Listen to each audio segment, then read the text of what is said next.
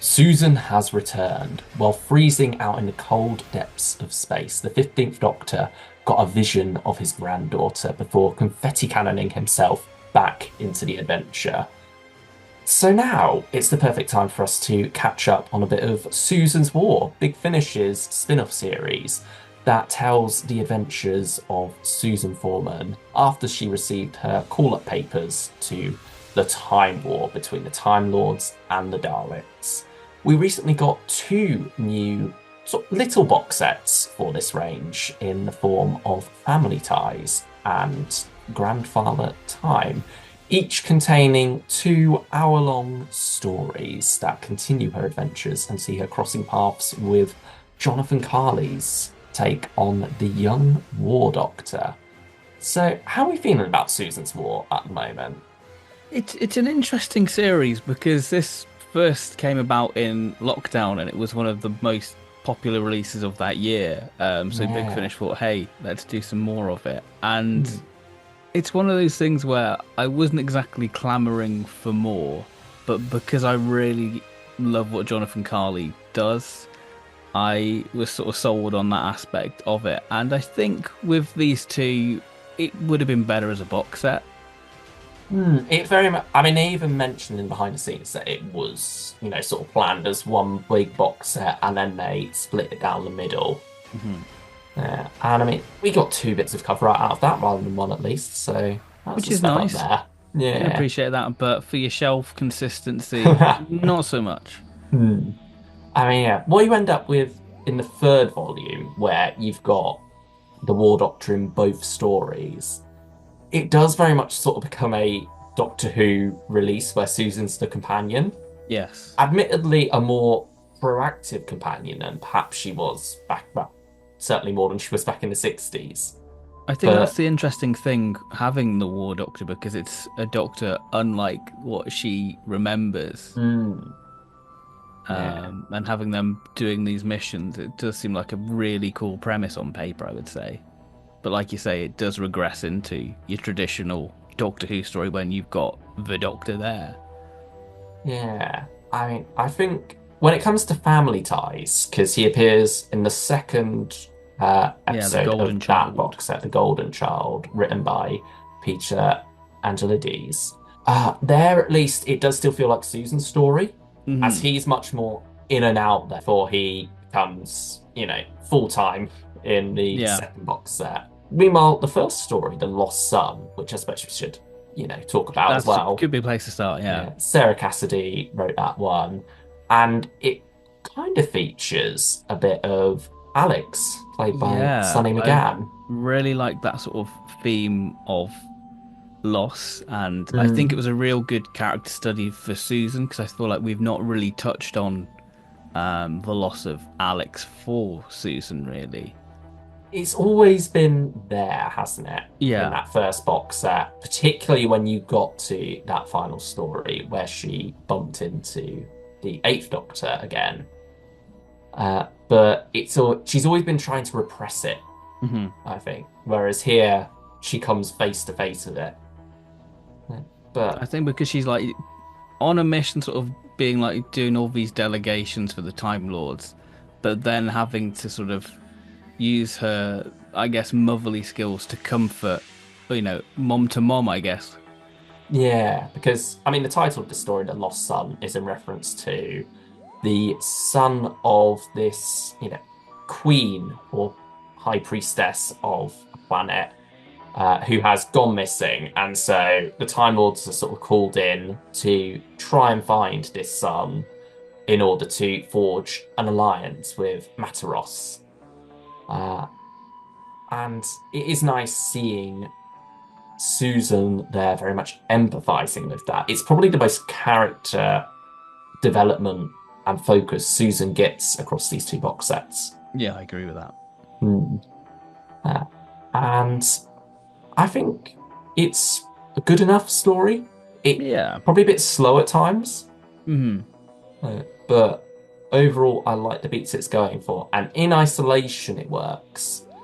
But when you then think you've got Alex back again somewhat properly in the Eighth Doctor Time War adventures that are ongoing, it's sort of where this falls apart slightly Mm, because you're like, why is Susan not involved in that at all? Has something happened to Susan in the interim? It's this supposed tapestry of yeah. the Time War that Big Finish has that really doesn't seem to be thought out.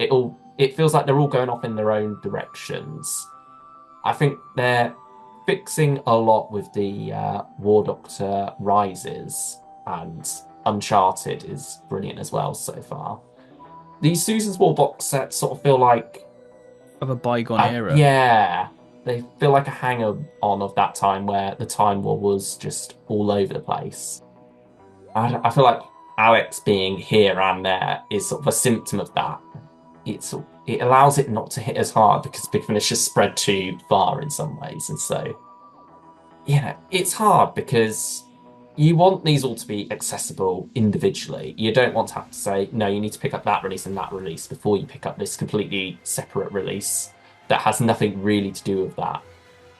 But at the same time, when you are getting them all and you're not getting that overall cohesion, it stands out. That is the Lost Sun. The Golden Child moves us away from that and instead has the War Doctor coming back into the past of the Time War. I like the concept. I got a bit bored in the middle, but Mhm. it clicked with me at the end, funnily enough. Yeah. I think the ending of this one brought things full circle very nicely. It had some fun moments in the middle as well. It's much more about diplomacy. It's very much on the sidelines of the Time War story, which I think works out quite nicely for Susan and Andala, who's sort of the main character of the story, really. He's Who, the centerpiece. yeah, Susan's investigating this mystery with alongside the Doctor. But then we come to Grandfather Time, the more recent of the two box sets. And this is, like we say, very much more the Doctor's box set. Yeah.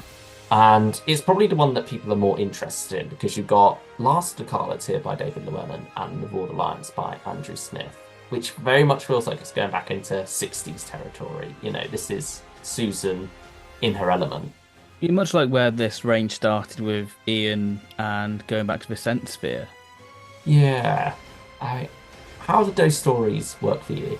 I think that these two are probably like we say, probably the best of the bunch. I think Last of the Carlids had this wonderful. For me, it had reminded me a lot of the David Bradley sort of '60s charm to it. And I think that quickly evaporates where you realise with what the story's doing very quickly, because you've got this Davros character called the Duke. And yeah, I think it just falls apart once you sort of realise where we're going, and it just becomes sort of the generic Dalek story, I would say. Yeah, like for me, there's a promise of 60s vibes in these stories that Last of the Carlet certainly doesn't really live up to at all. And yeah, I think it's got a very interesting premise that's just not executed in an interesting way whatsoever. It reminded me a bit of Genius of for War, the Once and Future story in a way. Yeah, I just couldn't get on with this one, to be honest. Mm. But But the Vor, Borderlines, yeah, that one brought me in a lot more. I think, you've got a Time Lord squad led by Rasmus's daughter. Rasmus is this cardinal who's pretty much, Susan's overseer. He's the one in charge of sending her on missions. And he's wrote the Doctor in as well as this. I mean, they sort of say he's a deniable asset because, he's a future version of the is Doctor, so he not meant doesn't to be there. Yeah. exist. Yeah. But I don't think they really do anything with that as a concept. No, no, no. Yeah. But nevertheless, he's sent Susan the Doctor to this planet where his daughter has gone missing on a mission, and Susan the Doctor end up finding a squad of Vord there, With who these, are fighting against the Daleks. but there's these void patches on the planet which are causing these disturbances, and the Time Lords are sending this for sort of wipe out that galaxy because they have foreseen a time Yeah, where that's gonna cause havoc. yeah, an Eradicator squadron to, I suppose, stop the issue at its source because Yeah, at these its voids core, are yeah. spreading. Yeah.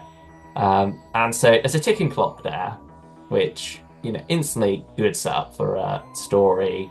You've got this mission to stop these voids at its source, at the Dalek saucer. Um, and yeah, I think it's overall pretty fun, pretty Yeah. solid action throughout. It just for me, it does fall apart a bit at the end. Hmm. I think there's some neat moments in that conclusion with I how it like that plays it with time. honors Domain of the Void, Andrew Smith's early adventure Void story. So I like that Yeah, there's a nice continuation of that continuity. yeah, and for Susan as well, Yeah. emotionally being confronted with Ward again is pretty neat. Uh, yeah, on the whole, I did have fun with the Borderlands. I think it's my favorite of the four. Yeah, I can agree with Yeah. that. Hmm. But yeah, on the whole, I came out of these two box sets, with a sense of, yeah, that was all right, but I don't need any more. Yeah, like Like, if there's more announced or I can't see myself going back to these in a long while. no, I think it's just a range that's there, Yeah, really. yeah, And given the gap between the first volume and the second two, I sort of wouldn't be surprised if, we take another couple of years off before we return to it. yeah. Hmm. Particularly now with Susan coming back into the new series, they might want to hold off there, see how that plays out first before they then work out, right, what we do with Susan in the Time War. Yeah. Because there's it feels like it's directionless and it needs something to build towards for an endpoint for Susan in the Time War. Because it's something that Big Finish often struggle with. Saying goodbye and letting Ending, go of yeah. characters. And I think Yeah. because Susan, we as Who fans put her on this massive pedestal that she is the Doctor's granddaughter, she is important. Mm. So But is she yeah. an interesting enough character to keep getting That's these box sets to herself? that's a Because thing. That's a thing.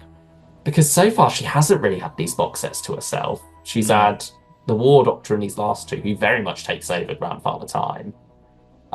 She's still a strong enough companion in her own right, but she still very much feels like she's playing a companion role in these stories. Hmm. And then also with the first one, we've still got McGann at the end of that. So it's like, yeah. I mean, are we going to have Susan properly on her own for the next volume? And if so, where is she going to go within that? Are we going to be building towards an endpoint, or are we just having, oh, it's another fun adventure in the Time War for Susan, with Yeah. a bit of moral dilemma thrown in there as well, because Mhm. they like that, but they never. It's never too deep a moral dilemma for a Time War. Yeah. So on the overall, just kind of a their release for us both, really. Yeah, I think that's it with these two. Um, if you're excited by Susan return in the new series and you're looking at Big Finish thinking, oh, I want a bit more Susan to satiate my appetite, these aren't necessarily the ones to go for, but we may have a video coming up for you that will, you know, Give you a bit of a point you in the guide. right direction. Yeah. Yeah. So until that video comes along, have a good day, everyone. Bye We'll see you bye. then.